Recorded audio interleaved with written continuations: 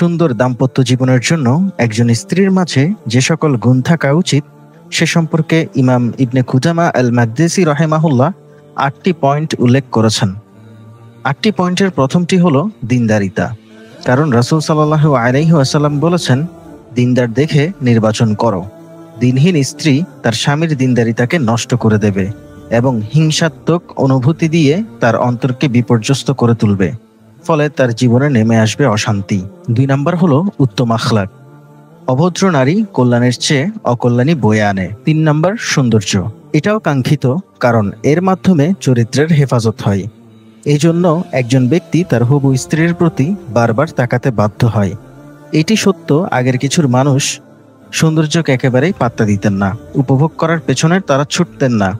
উল্লেখ রয়েছে, ইমাম আহমেদ একজন একচোখওয়ালী নারীকে ওই নারীর বোনের পরিবর্তে বিবাহ করেছিলেন, তবে এটা দুর্লভ।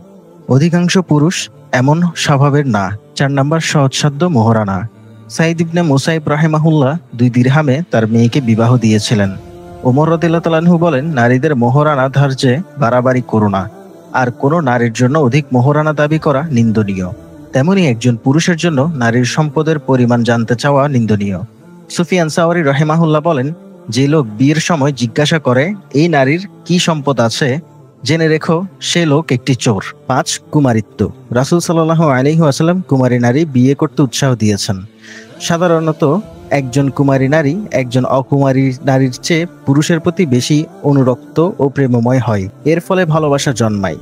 প্রকৃতপক্ষে ফিতরতগতভাবেই প্রথম প্রেমের প্রতি মানুষ অনুরাগ অনুভব করে, ফলে পুরুষরা কুমারী স্ত্রীকে ভালোবাসে বেশি। কারণ যে মহিলাকে অন্য কেউ স্পর্শ করেছে, পুরুষ স্বভাবতই তাকে পছন্দ করে না। ৬ নাম্বার সন্তান ধারণের ক্ষমতা।